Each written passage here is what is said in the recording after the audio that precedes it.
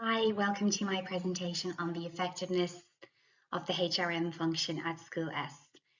Using Gibbs' reflective cycle, I will reflect on the HR progressive practices of employee well-being, work-life issues, and workplace design against the effectiveness of the HRM function at the school where I work.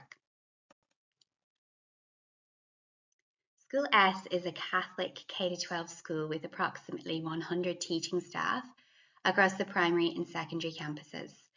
I commenced in June 2022 as a Year 1 teacher in the primary school, where I joined a team of 2 other teachers. There are about 26 teachers in the primary school, and we have a human resource officer who works part-time on the secondary campus.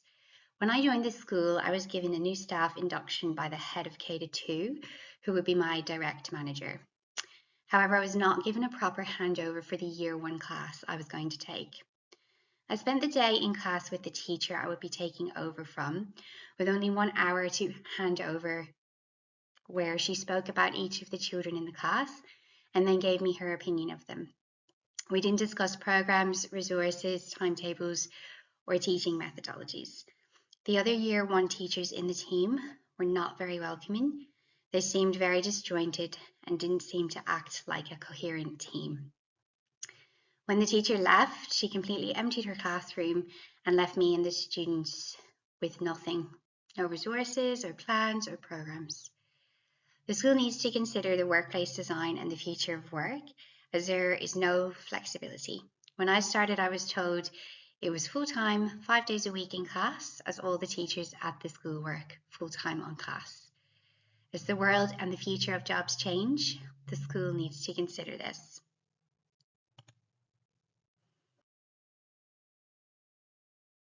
While I was given an induction with the head of K-2 and shown around the school, I really needed a thorough handover from the Year 1 teacher and to feel welcomed by the Year 1 team. The team I joined could have been more collaborative and communicative. I felt unwelcome, quite confused and upset. I had just returned to working full-time with a 3-year-old while studying for a master's degree part-time. I felt overwhelmed and frustrated and questioned whether I had done the right thing by returning to teaching. It was very stressful. I didn't have any support, any colleagues to turn to, and realised all the teachers in the school either ate their lunch in their classroom by themselves or with their clique.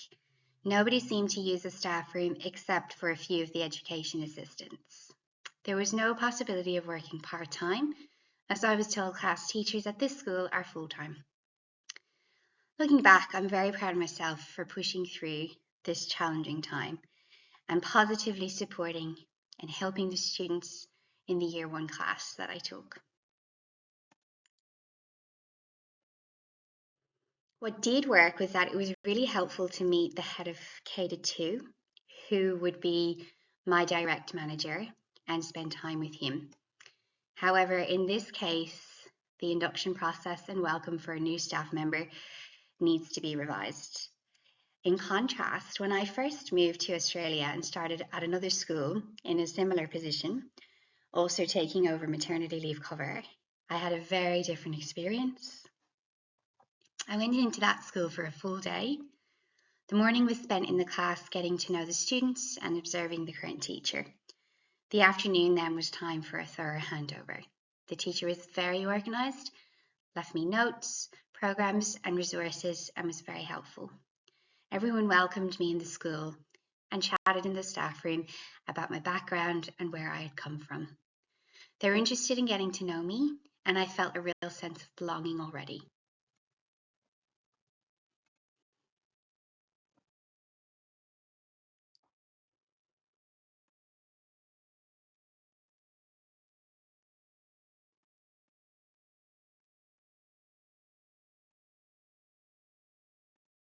The HR officer at our school thought she was doing all the right things by setting up induction with the deputy principal and a day in the class with the current Year 1 teacher. However, I have experience in various schools in different countries, and one of my strengths is that I'm very flexible and adaptive and have much experience as a new staff member. Cirillo 2023 discusses three main parts of successful orientations for new staff: pre-orientation activities, orientation to the organisation, and orientation to the job. These certainly needed to be improved in this experience. The school thought that was the best approach to their staff induction. However, leadership and HR should have spoken to the Year 1 teacher to review expectations and suggest handover methods. Also, the administration and HR officer are not teachers, so they are quite detached from what a new teacher at a school would need when starting. Cirillo 2003 stresses that the involvement of leadership and other employees in an orientation program for new staff has successful outcomes for the new staff member. After 6 weeks, the HR officer contacted me to go and have a chat with her to see how I have settled in, which I found really helpful and valuable. I gave her my honest professional feedback and compared how it was very different here to when I started working at other schools.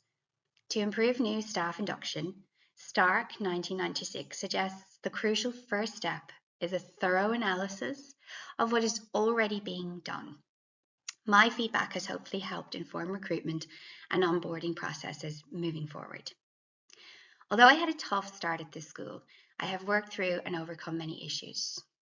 However, throughout my time at School S, I have struggled with not feeling like I belong or that I am valued.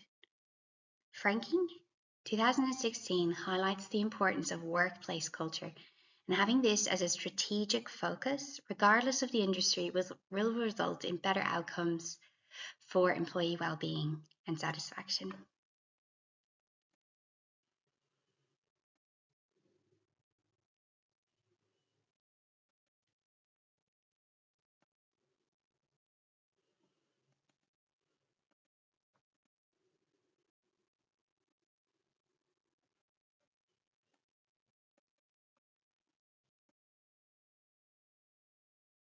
I'm glad I spoke up and tried to work better with the Year 1 team. After the survey was released this year, I realised it wasn't just a Year 1 issue in the two colleagues I worked with, but an overall underlying issue in the school with policies, practices, and communication. The most significant learning realisation is that I'm a hard worker who can overcome and work in any situation. I brought a neutral ground to the Year 1 team and brought my colleagues together for a better working relationship and collaboration. I learned it is essential to speak up and professionally give open and honest feedback, even if you are a new staff member trying to fit in and not come across as complaining. As a teacher, the recruitment process is quite different to other industries. However, it is just as crucial for me to understand the culture of a school, who the leaders are and how they work, the teachers, methodologies used, and the perks of working at that school. For example, in the future, looking for a school that may offer part-time, flexible working arrangements or online approaches to teaching and learning will be an essential consideration for me.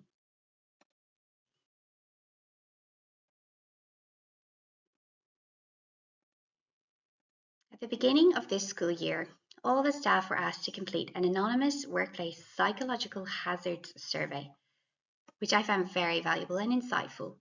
It showed me that the leadership and HR were genuinely interested in hearing the voice of the staff. The results were shared at a staff meeting, highlighting some alarming results regarding culture, rewards, recognition, and leadership. Using this data, the school will hopefully be implementing changes. When a school or an organisation implements any changes, it is essential to keep reviewing and evaluating the changes and processes, according to Franking 2016. In future, I'll use my knowledge and experience from starting and working at different schools to ensure I can share my insights and suggest ways to improve practices at a classroom and organisation level. I will always provide professional feedback to leadership and HR and communicate with team members regardless of how challenging or uncomfortable it may feel. My initial meeting with the deputy head at the start gave me false pretense, as there is a lack of leadership presence and support in the school. Hysini and Hoxa 2021 conclude that teachers are more satisfied and engaged with work when they have a strong, positive relationship with their manager and favourable working conditions. I will ensure I ask the right questions at the interview stage of the recruitment process and the induction stage. Thank you.